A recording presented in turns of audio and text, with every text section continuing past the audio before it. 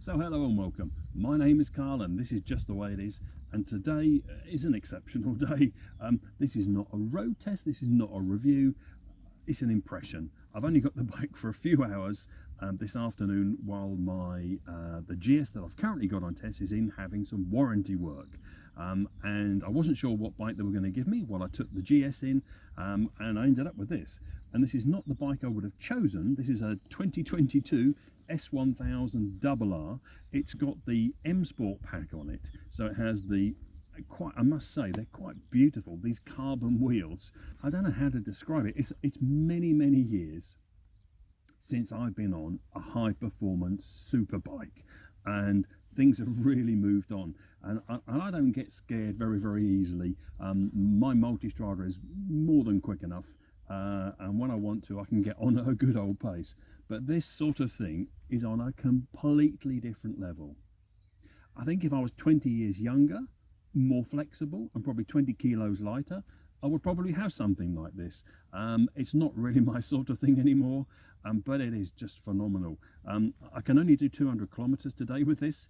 The first thing I did, I had to check out the performance, and here in Germany we have Autobahn, so there's no speed limit. So I know in the UK you would struggle to find out what these things go like. They go like absolute stink. I don't remember ever having sat on a bike where you can sit at 160 kilometers an hour, which is 100 miles per hour, in 6th gear, whack open the throttle, and it feels like the hand of God has got you by the scruff of the neck and chucks you towards the horizon at such a phenomenal pace. It's incredible. The performance is just, you can't possibly want for any more. I think they're 207 horsepower and 100 newton meters of torque, and this has the shift cam on it. Although it's a 4-cylinder 1000cc, it still has the shift cam, which is on the GS, which is what I'm used to in the test, and that shift cam works really well. It doesn't really matter what gear you're in, it's beautifully smooth. BMW have done quite an incredible job. You can just be trundling through town in 4th gear and there's no hiccups, there's no dips in the torque range. Torque seems to be available everywhere, in any moment, in any gear. You can only ever be on full throttle for just a handful of seconds, and after that you are going towards the horizon at a phenomenal rate. The standout for me so far has been these brakes. They are phenomenal. I thought my eyes were going to escape from my skull when I first used them. They are incredible.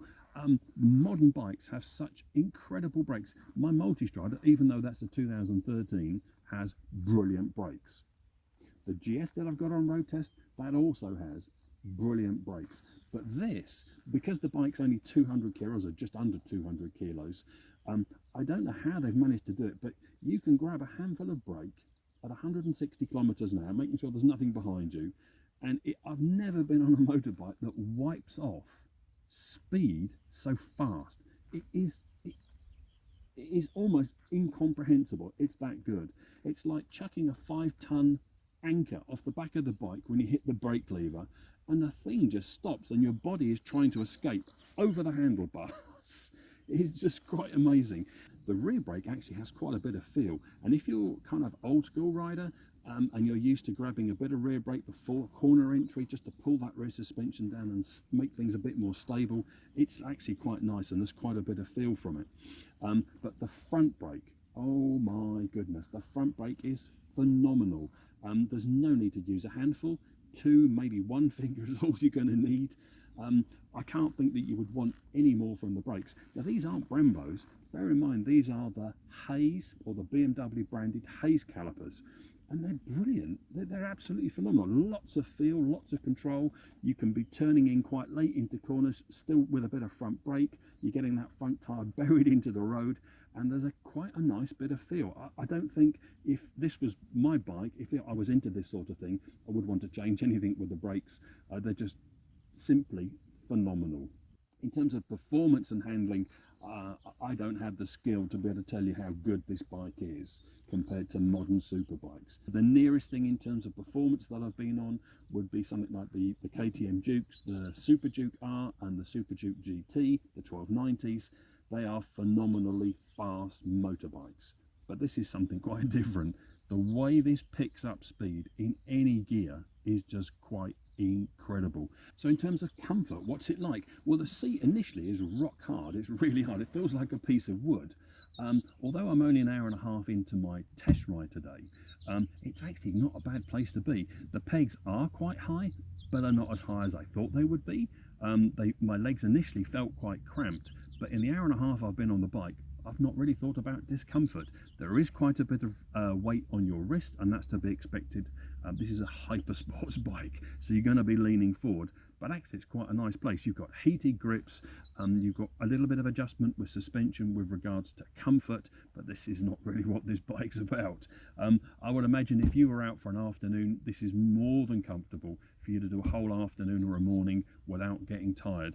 And I can see how people choose this bike over some of the other hyper sports bikes to go touring on, because with cruise control, heated grips, and actually it's quite a roomy place. I'm a big guy. I'm 6 foot 90 kilos, and so I would imagine that you could probably tour on this. So in terms of throttle control, I'm really surprised. It is super easy to control. Even though this is 200 horsepower, 207, it's very, very easy to control that throttle. I was expecting it to be quite snatchy. I was expecting it to be really like an on and off switch, but it is not. It's super easy. I mean, I'm relatively experienced, but I don't have experience on hyper sports bikes. This is not really my thing. When I was younger, then quite possibly this was the bike, this would be the sort of bike I would choose. But I was expecting it to be much more on and off, but BMW have done a great job, especially as this bike actually has shift cam technology.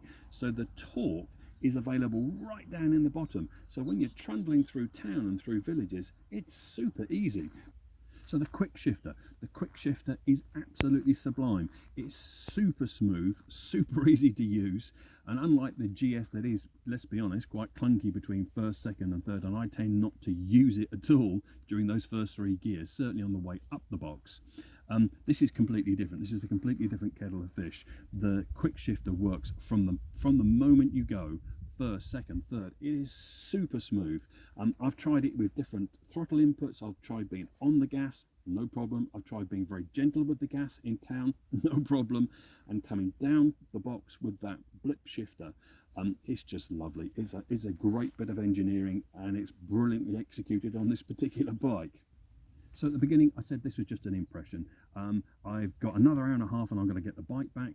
And just over those hills, I'm getting close to home, and I'm getting very close to my favourite set of roads and bends. So then I've done some motorway work, I've done some A roads. What I want to do now is spend my afternoon on the B roads and crank it up in my favourite bends and see what it's really like in the corners.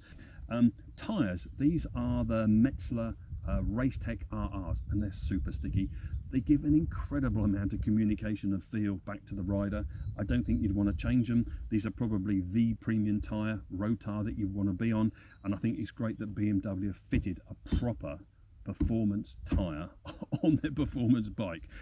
So this really was just a quick impression. It's not a review. I can't possibly do a review on an afternoon's test ride, but from the time I've spent with it so far, it's a lovely bike. If this is your sort of thing, it's beautifully built. There is quite a bit of plastic, which I don't particularly appreciate, and I would have expected a bit of carbon. You can get carbon kits for it, but overall I've been super impressed. So my name is Carl. You've been watching Just the Way It Is, and I'll see you very soon with another episode of the GS series. Thank you very much for your time.